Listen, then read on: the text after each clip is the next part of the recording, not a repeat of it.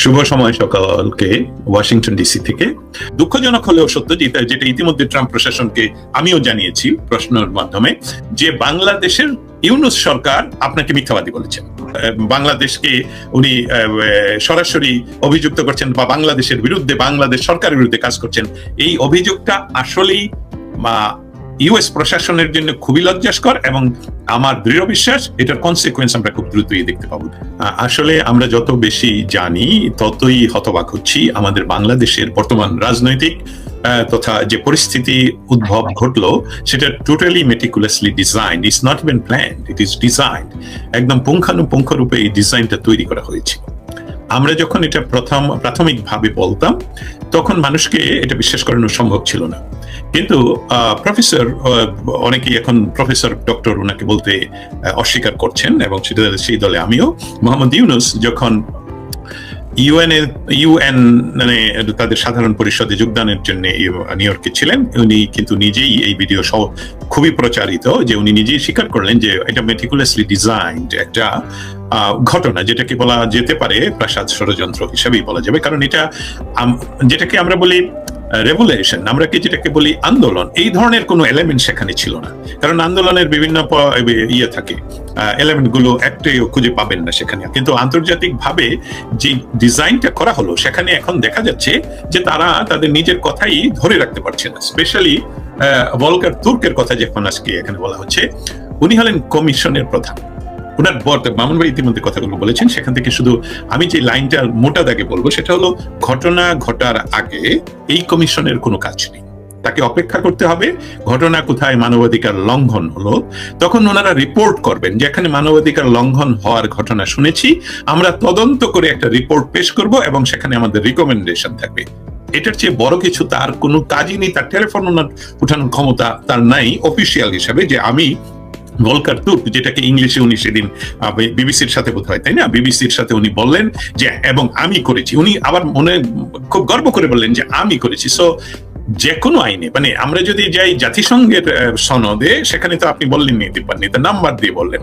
আমাদেরকে যারা শুনছেন প্লিজ খুঁজে দেখুন কথাটা, যদি আপনারা প্রমাণ করে দেন যে এটা সত্য নয় তাহলে আমরা মেনে নেব। দ্বিতীয়ত, যে কোনো যে প্রাথমিক শর্ত একটি সার্বভৌম দেশের সাথে, এমনকি প্রতিবেশী রাষ্ট্র, যোগাযোগ সে সরাসরি আমাদের আর্মি প্রধানের সাথে করতে পারবে না। এটা খুবই প্রচলিত বিষয়, কারণ রাষ্ট্রের সার্বভৌমত্বের প্রশ্নে এটা হতে হবে ডিপ্লোম্যাটিক উপায়ে এবং রাষ্ট্রের সর্বোচ্চ ক্ষমতাসীন ব্যক্তির মাধ্যমেই আসলে যাওয়া উচিত, যে আমরা এই বিষয়টা চাই। তাহলে অর্থটা কি দাঁড়ালো? বাংলাদেশের সরকারকে হটানোর জন্য, বাংলাদেশের যে স্থিতিশীল একটি পরিস্থিতি এবং যেভাবে উন্নয়ন ঘটছিল সেই উন্নয়নকে ব্যাহত করা এবং তাকে 100 বছর পিছিয়ে দেওয়া, এবং যেখানে বাংলাদেশ আমেরিকার সহযোগিতা, আমি রিপিট করছি, যুক্তরাষ্ট্রের সমন্বিত সহযোগিতায় বাংলাদেশের তৎকালীন সরকার দীর্ঘকালীন সময় ধরে বাংলাদেশকে উগ্রবাদ, সন্ত্রাসবাদ, টেরোরিজম থেকে মুক্ত করেছিলেন। বাংলাদেশের মুক্ত করেছিলেন এই অর্থে যে পৃথিবীর কোথাও এরকম আমরা তো আর এটাকে সুইজারল্যান্ড বানিয়ে ফেলতে পারবো না, সুইজারল্যান্ডেও হচ্ছে অনেক ঘটনা ঘটে, কিন্তু বাংলাদেশে এই যে নৈরাজ্যবাদ, এই যে মব, এই যে কিলিং, এই যে জ্বালাও পোড়াও, এসবগুলোকে ফিরিয়ে এসবগুলো আনার জন্য এই আন্তর্জাতিক চক্রান্তের সাথে অবশ্যই আমরা প্রমাণিতভাবে যুক্ত। এখন দেখতে পাচ্ছি জাতিসংঘ, যেটা হস্তক্ষেপ, একটি সার্বভৌম রাষ্ট্রের প্রতি এটা সরাসরি হস্তক্ষেপ। এবং আমি বিশ্বাস করি যুক্তরাষ্ট্রের, আমি বলবো খুবই জনপ্রিয় প্রেসিডেন্ট ডোনাল্ড ট্রাম্প সরাসরি ওভাল অফিসে ভারতীয় প্রধানমন্ত্রী মোদীকে বলেছেন, যেটা অনেকভাবে অন্যভাবে ট্রান্সলেট করেন, কিন্তু এটার অর্থটা হলো, যেটা খুব খুব একদম সাধারণ বাংলায় অর্থ হলো যে আপনাদের সম্পর্ক হলো শত শত বৎসরের, এবং শত শত বৎসরের সম্পর্কে আপনি ওনাদের সাথে কাজ করছেন, অতএব এই বিষয়টা আপনারাই দেখবেন। বাংলাদেশ বিষয়টা ভারতের যেহেতু আমাদের সবচেয়ে বড় নেইবার, তারাই দেখবে, এবং সেখানে ডক্টর ইউনূস একটা অ্যাগ্রেশন করেছেন।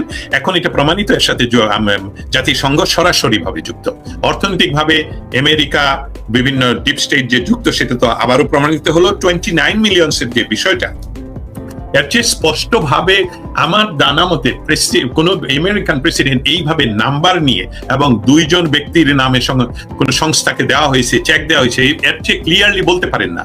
দুঃখজনক হলেও সত্য, যেটা ইতিমধ্যে ট্রাম্প প্রশাসনকে আমিও জানিয়েছি প্রশ্নের মাধ্যমে, যে বাংলাদেশের ইউনূস সরকার আপনাকে মিথ্যাবাদী বলেছে, যে এই বিষয়টা সত্য না। যেসব তাহলে ট্রাম্প 29 মিলিয়ন অনর্থক বলছেন বাংলাদেশকে উনি সরাসরি অভিযুক্ত করছেন বা বাংলাদেশের বিরুদ্ধে, বাংলাদেশ সরকারের বিরুদ্ধে কাজ করছেন। এই অভিযোগটা আসলেই ইউএস প্রশাসনের জন্য খুবই লজ্জাস্কর এবং আমার দৃঢ় বিশ্বাস এটার কনসিকুয়েন্স আমরা খুব দ্রুতই দেখতে পাবো। এরকম ভাবে সুস্পষ্ট পরিষ্কার যে এটা নিয়ে আর ডিপ কোনো সাইড আলোচনার প্রয়োজন হচ্ছে না। এটা হলো যে ফরমাইশি বিষয়, ফরমাইশি একটা রিপোর্ট। এর চেয়ে ভালো শব্দ, এর চেয়ে উন্নত শব্দ, এর চেয়ে খারাপ শব্দ আমি ব্যবহার করতে পারছি না। বিষয়টা যে দীপান্বিতা আপনি যেভাবে বললেন সেভাবেই বলি। ডক্টর ইউনূসকে আমরা সামনে নিয়ে আসি একটু।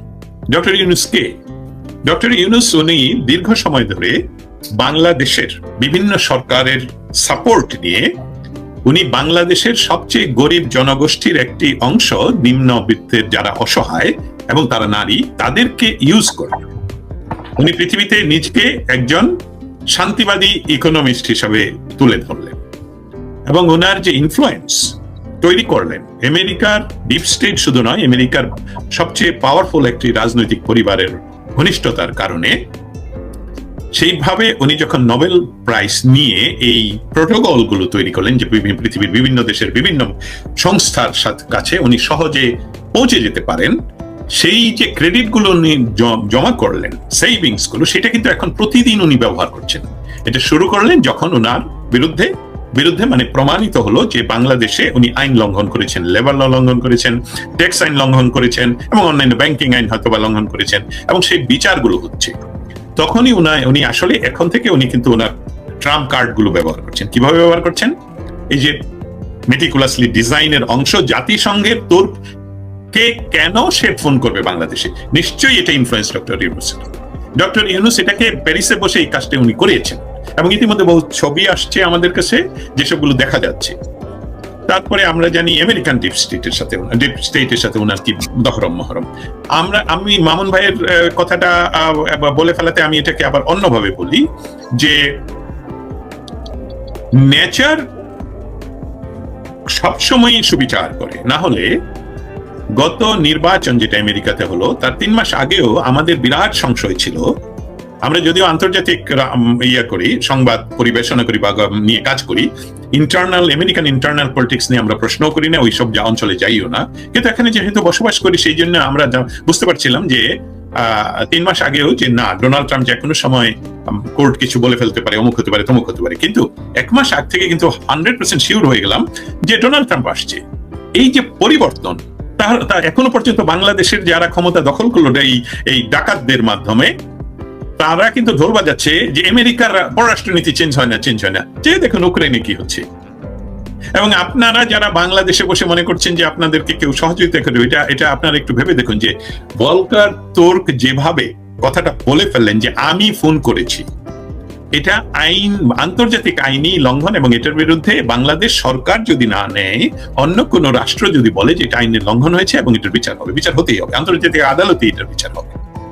দুজন প্রাক্তন ডিপ্লোমেট গত 7 দিন আগে বাংলাদেশ ঘুরে আসলেন। উনাদের কেন বলতে হবে যে 29 মিলিয়ন নিয়ে ট্রাম্প সত্য কথা বলেনি? ট্রাম্প তো ওনাদের নাম বলেনি। আমি শুধু ফেসবুকে ওনাদের নাম নিয়ে স্ট্যাটাস দিয়েছিলাম যে ওনাদের যে 2 জন এখানে কাজ করেন তাদের ফান্ডিং এর অবস্থাটা কি। জন সরাসরি আমাকে এক্সে বলে ফেললো তোমার সাংবাদিকতার ফান্ডিংটাও জানা উচিত। সো ঠাকুর ঘরে কে রে, আমি কলা খাই না বিষয়টার মতো।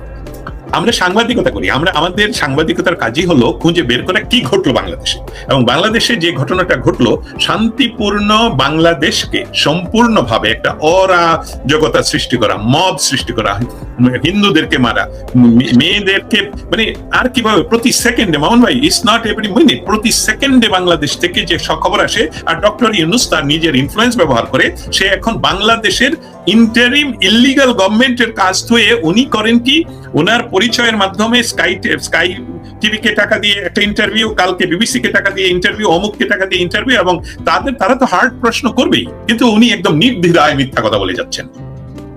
বাংলাদেশে কিছুই হচ্ছে না, এটা না, এসবগুলো অতিরঞ্জিত, এখানে কোনো ক্রাইম হচ্ছে না। তো মানুষগুলো যে মারা যাচ্ছে, আজকে যে জাদুঘরে, মুক্তিযুদ্ধ জাদুঘরে আগুন শর্ট সার্কিট থেকে, কি অলৌকিক ব্যাপার!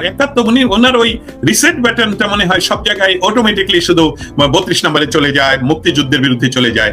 সো আমাদের বাংলাদেশের, আমরা কিন্তু একটা সংকটের মধ্যে ছিলাম ডক্টর ইউনূস যখন ক্ষমতা ইলিগালি গ্রহণ করেন, কারণ পৃথিবীতে ডক্টর ইউনূসের ইনফ্লুয়েন্স এত বেশি ছিল, আমাদের ধারণা ছিল যে তিনি যদি বাংলাদেশের জন্য আসলেই কোনো ভালো কাজ করেন, তাহলে আমাদের সমর্থন করা ছাড়া তো উপায় থাকবে না।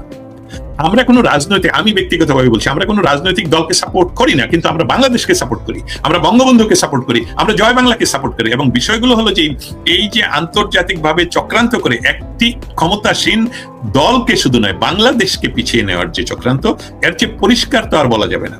এবং আমরা বিশ্বাস করি, ইতিমধ্যে অনেকগুলো বিষয় আপনারা জানেন যে বাংলাদেশে অচিরেই আরো দ্রুত পরিবর্তনের জন্য আন্তর্জাতিক প্রেসার কাজ করছে। ডক্টর ইউনূসকে সেই বিষয়ে লক্ষ্য রাখা উচিত যে উনি যে লবিং করছেন, যেটা যুক্তরাষ্ট্রের ওয়াশিংটন ডিসিতে একজন দুজন নয়, বহু গ্রুপ করে, এসবগুলোর ফান্ডিং কোথা থেকে আসছে সেটাও হয়তোবা ডোনাল্ড ট্রাম্প খুঁজে বের করবে। শান্তি যদি বিরাজমান থাকে কোথাও, তাহলে তো শান্তির দূতের কাছে আরেকজন শান্তি প্রতিষ্ঠিত করতে যাওয়ার কোনো প্রয়োজন নেই। তো শান্তিটা এক সময় ছিল, তখন জাতিসংঘ বাংলাদেশে যেতে হয়নি শান্তির জন্য কাজ করার জন্য। রোহিঙ্গারা আগেও ছিল, এবং রোহিঙ্গাদের জন্য ইউএন এর প্রধান বা সাধারণ সম্পাদক যেভাবে বলেন, জেনারেল সেক্রেটারি, ওনাকে বাংলাদেশে যেতে হয়নি। তার অর্থ কি? তখন শান্তি ছিল। আমাদের এই কথাগুলো, স্পেশালি আমি আমার কথাটা বলবো, আমার এই কথাগুলো যখন বাংলাদেশের পক্ষে যায়, তখন অনেকেরই ধারণা যে কোনো সুনির্দিষ্ট পার্টির পক্ষে আমরা কথা বলছি। আপনাদেরকে ধন্যবাদ, কারণ আমার কথা বাংলাদেশের পক্ষে গেলে যদি কোনো সুনির্দিষ্ট পার্টির জন্য যায়, সেটা আপনি না কেন, সেটা ইউনূস সাহেব আপনি না কেন, অতএব আপনার ওই স্থান থেকে আপনাকে সরে যেতে হবে। একজন আপনার ঘোরতর সাপোর্টার এই কথা বলার ফাঁকেই তার ফেসবুকে স্ট্যাটাস দিয়েছেন আপনাকে, ডক্টর ইউনূসকে বলছি, আমি ওই কথায় ফিরে আসবো। আপনার এই লাল ঝান্ডাওয়ালা একজন এখনই লিখলেন 2 মিনিট আগে, লেকচার বাদ দিয়ে জনগণের নিরাপত্তা দিয়ে হারামজাদা, নইলে সংস্কার গিলে খাবো। আপনাদের লোকেরাই আপনাদেরকে বলছে যে আমাদের দেশে অশান্তি সৃষ্টি করার পেছনে ভলকার তুর্ক দায়ী, এবং তার গুরু, তার চাকরিদাতা, একটা ক্লাবের সেক্রেটারি। জাতিসংঘকে আমি বহু বছর ধরে, আমি যখন আইনশাস্ত্র নিয়ে মাস্টার্স করছিলাম চার্লস ইউনিভার্সিটি ইন প্রাগ, তখনই আমি তর্কে সবসময় বলে আসতাম, জাতিসংঘ একটি ক্লাব, সেই ক্লাবে তারা বাৎসরিক একটা পিকনিকের আয়োজন করেন। সেই ক্লাবকে ব্যবহার করে পশ্চিমা গোষ্ঠীগুলো পৃথিবীর বিভিন্ন জায়গায় বিভিন্ন অনাথ সৃষ্টি তৈরি করে ব্যবসার জন্য। মানুষ কোন সম্পদ নয়, মানুষ হলো ব্যবসার একটা গুটি। মানুষকে যদি মানবাধিকারের কোনো বিষয় থাকতো, তাহলে ভলকার তুর্ক এখন বাংলাদেশে গিয়ে কান্নাকাটি করতেন যে ভাই থামা, আমি যে তোমাকে সাপোর্ট করলাম, সৈন্যবাহিনীরা প্লিজ তোমরা ফিরে আসো, ওদেরকে প্রতিহত করো যারা এখন রেপ করছে, যারা মসজিদ মন্দির সব জায়গায়, মসজিদে কালকে 3 জনকে গলা কাটা হলো। তাহলে ভলকার তুর্ক এখন ফোন করে না কেন, এখন বিবিসিতে আসেন না কেন? কারণ এটা ওনার সৃষ্টি, ওনাদের সৃষ্টি। দর্শক, সম্পূর্ণ ভিডিওটি দেখলেন, আশা করি বিষয়টি বুঝতে পেরেছেন। এই নিয়ে আপনার গুরুত্বপূর্ণ মন্তব্যটি অবশ্যই কমেন্ট বক্সে জানিয়ে দিবেন। ধন্যবাদ।